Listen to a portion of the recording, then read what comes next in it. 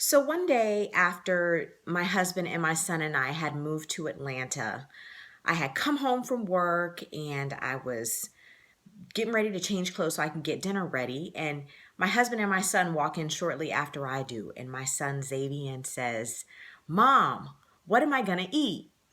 And that's kind of his way of asking what's for dinner. And so I told him, I said, "Mommy just got home. Let me get a chance to get changed and then I'll go in the kitchen and mommy's going to make spaghetti."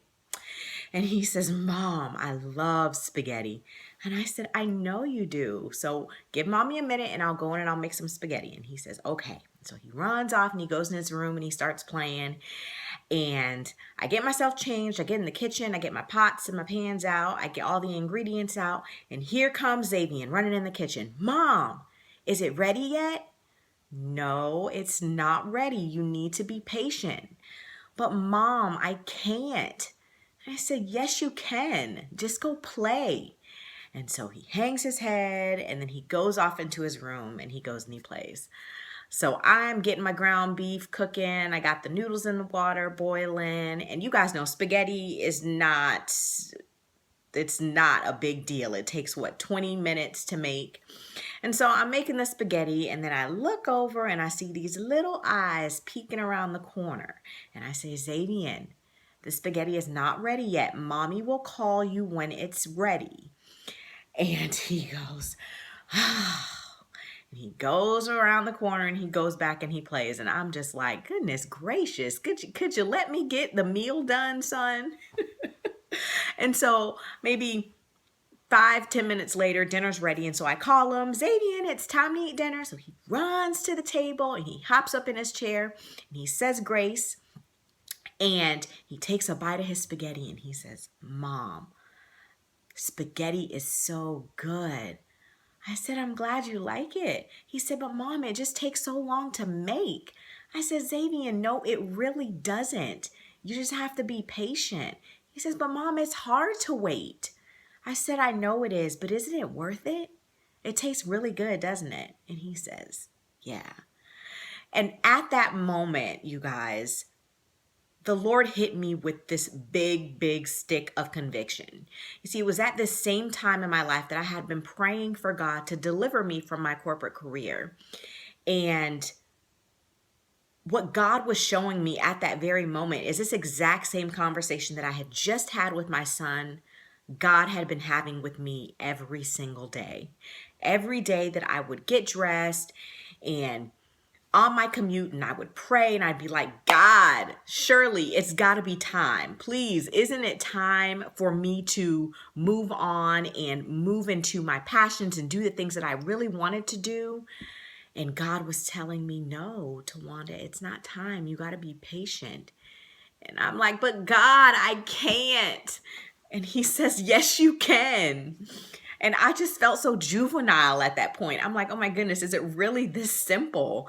And so I was really convicted at that point in my life. And, after my bachelor's degree, getting my master's degree, I had determined that that wasn't what I wanted to do. I didn't want to spend my life working in corporate America. And God had given me this vision of being able to work and operate in my passions and glorifying Him in that area, but it wasn't time yet. And so I had to wait. And this is something that is difficult, especially I think for women, not because we're impatient, but because we're very patient. And the trouble is every single day of our lives, we are handing out patience for free. We give it out to the little people in our lives that we call our children who can't wait to eat or misplace things. We give it out to the big people in our lives we call our spouses who can never find anything. And we're just really patient with these people in our lives, our family, our coworkers. We go to work and we're patient. We're just handing out patience all day long. And so when we actually consult God with the things that in the areas where we have been praying and asking Him to move, and God says, "It's not time yet. You need to be patient." And we're like, "But I can't," because we've been giving out all of this patience. And by that time, we just have no more patience left. And so this is where I was in my life. And I was like, "Okay, God, I get it. I need to be patient. I need to wait, just like I just told my son that he needs to wait. So, but what can I do during this time in my life where I was feeling so impatient? And the Bible tells us about the time where Jesus's disciples were sitting around having dinner with Jesus after he had been crucified, and he came back for 40 days, and they were sitting down having dinner, and Jesus told his disciples not to leave Jerusalem. He told them that they needed to wait to go out and preach and tell everybody about him. They needed to wait until they received a gift, and that gift was the Holy Spirit. And his disciples were so excited, as you can imagine. And they were like, well, Jesus, when are we going to get this gift? When is this going to happen? And he told his disciples, it is not for you to know the time or the date that the Father sets. It's not for you to know that. And that is what God was telling me, is, Tawanda, it's not for you to know the time or the date. It's for you to be in this space that you are in right now and operate right where you are. And so even though they had a vision and they knew that this great thing was coming, it was not time for them to have it yet. And that is a very similar place that I was in, that you might be in. And so I asked myself, and I asked God, well, what can I do to help myself get through this period of waiting? And there are 3 things that God showed me that I began to do during this season of waiting that really, really helped me. The first thing that I did was I changed my focus. So every day that I would get up, the first thing that would come to my mind is, oh my gosh, I got to go to work and I got to do this thing that I'm not really passionate about. My passion is over here, but I have to go to work and I got to do this thing and this stuff that I don't really care so much about. And it was just hard. It just set the tone for the day as being negative. And it really, really made me struggle more through the day than I really had to. So God said, well, Tawanda, change your focus. Rather than focusing on where you are, why don't you focus on what you know is coming? Because I knew in my heart that I was going to get out of the situation. I just didn't know when it was going to happen. And so God said, well, don't focus on where you are right now, this passionless place that you're in. Don't focus on that. Focus on where you know that I am going to ultimately deliver you to. So focus on being able to operate in your passions and your purpose the way that you really want to. Think about that and focus on that.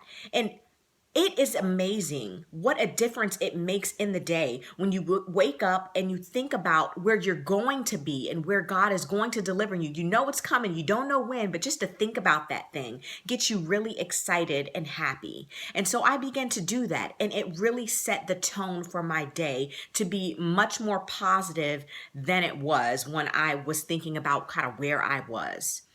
And so that's the first thing I did, was I changed my focus. The second thing that I did was I changed my perspective. So although I was able to change my focus, which helped the tone for the day, I still ultimately had to go to work. I still had to be at work, and I had to do my job. So this is what had to occur. So instead of me thinking about my job as, oh, this thing that I have to do that I don't really want to do, but I have to do it, I changed my perspective about the work. And I said, okay, Tawanda, if God is telling me that it's not time yet for me to operate in my passions and be delivered from this situation, then there must be a reason why I'm here. And so I began to really think about it in that way. So I would think to myself every hour on the job, 2 things. I would think, okay, who am I able to bless right now? Maybe it's somebody that's calling me that is frustrated or, is just being really pessimistic about a situation, and I can add some optimism to the situation, maybe help them through their day a little bit better. And that made me feel good inside. So maybe if it wasn't that, then maybe it was something that I was able to learn that was going to ultimately help me later on in life, whether it was from a people perspective and dealing with people, or just something that I, might need to know that could help me later on once I am delivered. And so that's what I really began to change my perspective to on the job. And so that was also really helpful in getting me through the actual work days. All right. So changing my focus and then changing my perspective about my job. And then the last thing, and probably the most important thing that God showed me was so critical, was minding my business. Okay. So some of us are a little bit nosy. I wouldn't consider myself to be a nosy person. It wasn't so much about that, but it was more so in the way that women are innate natural helpers. It's what we do, right? We are helpmates. That is what we were born to kind of, a big part of our role. And so naturally we help. We help our spouses with what they need. We help our children with what they need. We help our family, our friends. We are helpers. And so we automatically want to help God do what only God can do. And even though we know within ourselves that only God can do what God can do, we still feel like we want to help him through it. And so that was me, like, Lord, I'm sure that you got this under control, but I know that there's something I can do to help you through this. And God is like, no, I don't need your help. I just need for you to be in this space. There's stuff for you to learn. There are people for you to bless right where you are. I got this. And so really, really grasping that and getting that in my spirit that God was handling it. And I just needed to be patient and and change my focus so that it was positive, change my perspective on the job so that I could take advantage of where I was in this season of my life, and let God do the rest. And when I put those three things into motion and I really incorporated them into my daily lives, it really made the season of waiting much, much better. And another thing that we don't really think about, and I know I didn't think about in the season of waiting, and why God really doesn't want us too involved in what's really happening, is because when that thing that we have been praying for comes, when we are delivered from that situation, God's glory is magnified once we realize that we had absolutely nothing to do with the situation. When there's nothing that we did, nothing we could have done to make this thing happen, we know that it was all God. And so our praise and our glory for him is magnified. And that is what he wants. That is what he deserves. And so if you guys can just imagine when I sat down with my husband and we said, this is it. January of 2016 is going to be your last month in corporate America. After less than 2 years since we had moved to Atlanta, and me really, really praying for this thing to happen, actually being able to sit down and say that with my husband, if you can imagine how much glory I was able to give to God, because I knew it was not me, it was all him.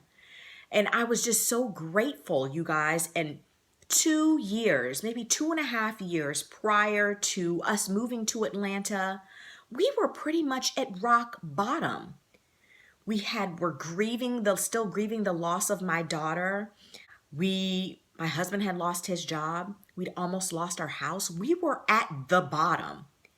And God had taken all of these negative things that had happened and began to put in motion this awesomeness that began to take place. And all we had to do was listen to his voice, heed his voice, trust him, and move.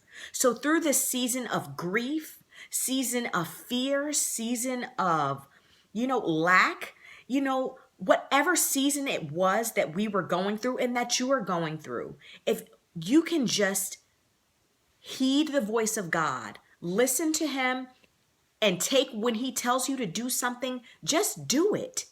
Do it, and don't lose your faith. Hold on to your faith and walk.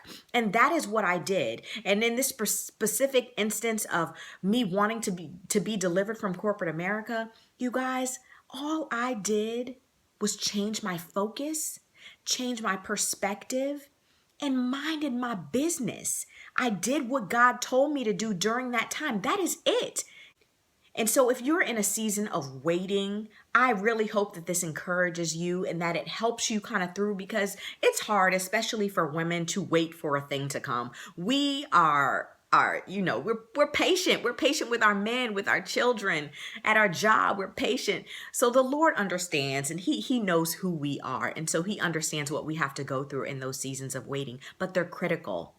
I would not be the woman that I am today if I did not go through that season of waiting. There are things that I gained and that I needed for this next season of my life.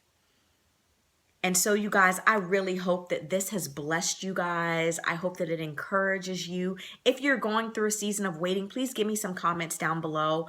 You know, let me know where you're challenged, you guys. I want to help as much as I can. And so I hope you have enjoyed this video. If you did, please be sure to give it a thumbs up. You guys, don't forget to subscribe to my channel, and I will see you in my next video.